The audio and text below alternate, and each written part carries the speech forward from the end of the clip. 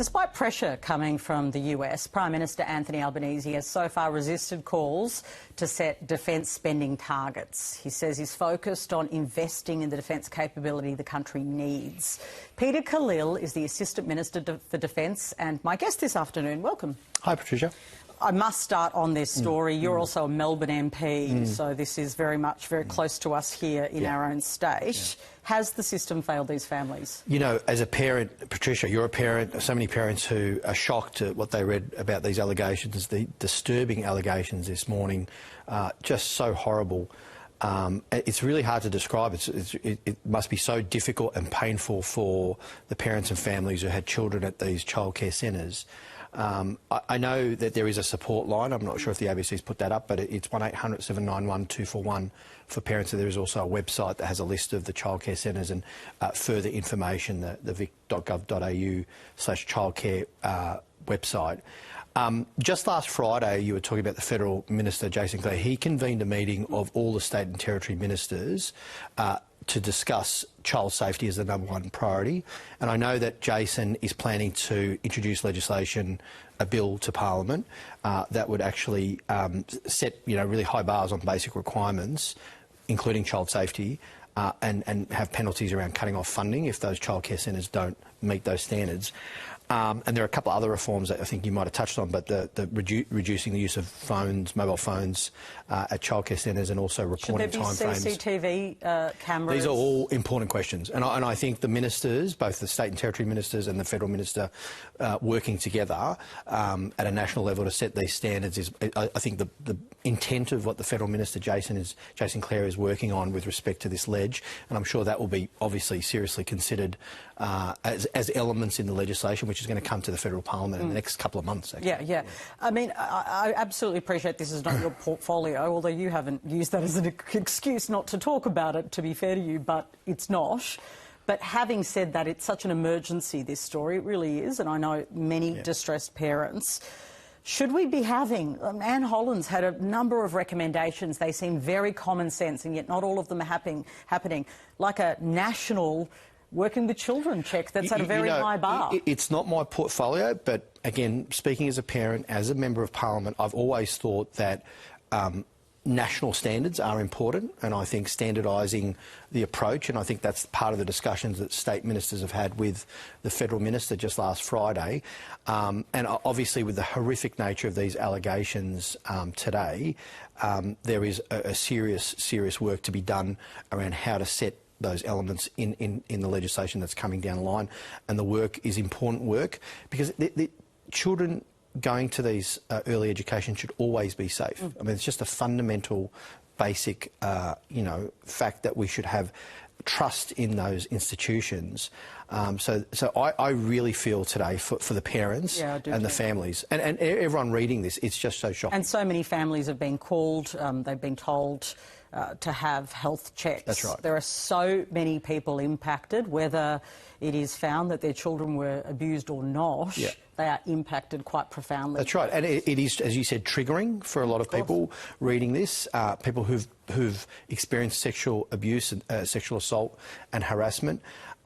It's just a horrible set of allegations. They are allegations. There is a collection of evidence. The police have to do their work. That's really important.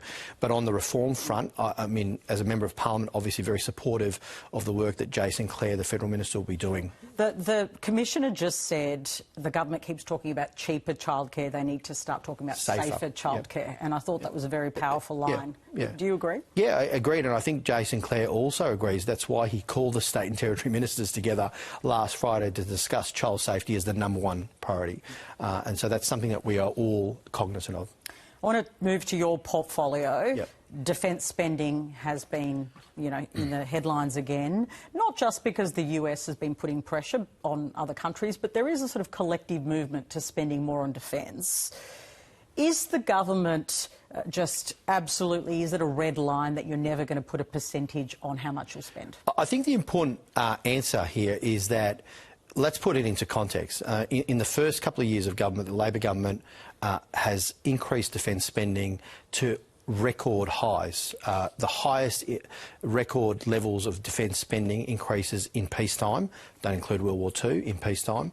That's an additional $10 billion into defence spending over the forward estimates, $57 billion or $56 billion over the decade. The previous government had 9 years, a lot of paper, a lot of statements, not much actually done. And the government has backed that up with a national defence strategy in order to make the assessments on the strategic circumstances we face to determine the need. So when we talk about spending on defence, it's about assessing where the capability need is and adjusting the defence spending. Now, spending also includes savings and other things that we can do to make things more efficient. So it's not so linear just to talk about a percentage of GDP. Australia will determine, and the Australian government will determine, what our strategic needs are and what our defence acquisition and capability acquisition should be through a proper process into next year's budget and following budgets. OK, going into next year's budget, around the world, all of these NATO countries, bar Spain, have really dramatically increased over the next 10 years how much they'll spend on defence. Is it inevitable that we're going to spend more than even what we've committed? The strategic circumstances we face, as we've discussed, are the most volatile in decades. That's certainly true. There is a need for us to provide the right capability for our defence forces to protect our national interests, our national security, and also work with partners in the region to increase that deterrent effect against adversaries that might want to use military force to reach their objectives. The whole purpose of defence spending and capability spending is to ensure that we deter conflict, that we bring people back and countries back to the negotiating table, to dialogue, to diplomacy, because the calculus is that it's too costly to try and reach your objectives through force. That's what deterrence is about. And we work with our partners in the region on that, our allies and our friends, to get to that point. And that means an investment in defence capability that is important to actually protect our national interests, including the security and stability of the region and the prosperity that flows from that, the trade that we have with countries in the region. Now, that may mean adjustments in defence spending, but it's based on the capabilities that we need. Yeah, I understand the metric. What is your view on the implications of an expanding US presence in Australia? Does it make us a bigger target when it comes to China, for instance? So the US is an important ally. But they have an expanding military presence in our country. They have a presence in Australia, that's certainly true, and we do joint exercises. We also do them. It's getting bigger, isn't it? Yeah, we do. It's getting bigger with Japan, and we do exercises with Japan, and Singapore as well has a presence. We have friends and allies who work on our bases and who do joint exercises with us. That's really important to do that work to provide that collective deterrence, to work together to try and protect the sea lanes, to protect our national interests as far as trade, the normative framework of international security and trade that benefits us as a trading nation. But it is expanding. It isn't at the same level. It's getting more intense. You look at the proposal around WA and the American subs being able to dock there. That is an incredibly, intensive level of cooperation. Yeah. The question is, do we need to level with the Australian public and say, yeah, we're doing that, and we acknowledge that it may draw us in? Look, there has been throughout our history coordination and cooperation, as you call it, with our allies. Interoperability is what it's called in many respects. And if you're referring to the AUKUS arrangement, which is a trilateral security arrangement, which actually benefits Australia because we get access to technologies and capabilities that are mutually beneficial with the three countries, the US and the UK. And that includes, obviously big capabilities like submarines, but also AI and quantum computing, electronic measures and so on, which are really important, that give us that capability edge, that deterrent effect. And the work that happens with partners like the US is around interoperability. It includes the work that we do in the region as well, and Australia plays its role. How about, though, whether that puts us at higher risk? Well, it's interesting you talk about a risk threat and a risk matrix. I think what we are trying to do is to reduce the risk. So the work that we do through diplomacy, the work that we do in engaging with partners and friends in the region, our trading partners as well, is all about, and this includes the work that we do with the US and partners like the UK and Japan and South Korea and India and others and Indonesia in the region, is all about a deterrent effect against the calculus and the cost of conflict. We want to avoid conflict. And the best way to do that is to have the deterrent capability, working with partners in the region, interoperability with partners like the US, to ensure that the cost of trying to reach your objectives through force are too high. And we want, and that is to our benefit, Patricia. And if the public looks at this, and they do, we are a trading nation. We want to make sure that there is countries are abiding by international law, trade law, the laws of the sea, because that's how we benefit. That's where our prosperity flows from. And the more we can provide a deterrence against conflict and towards negotiation, the better. Have we put in a submission to the Elbridge-Colby review into AUKUS? Well, we conducted a very thorough review called the National Defence Strategy. Have we put a submission into Defence theirs? Strategic Review.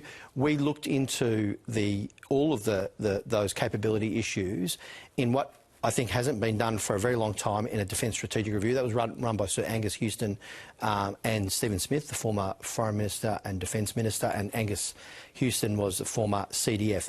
And so we looked at all of those issues. There is bipartisan support for AUKUS in the US. My question is, are we putting in a submission? The Deputy Prime Minister has had multiple conversations with his counterpart, the Secretary of Defence, Hegseth, on their review that they're conducting.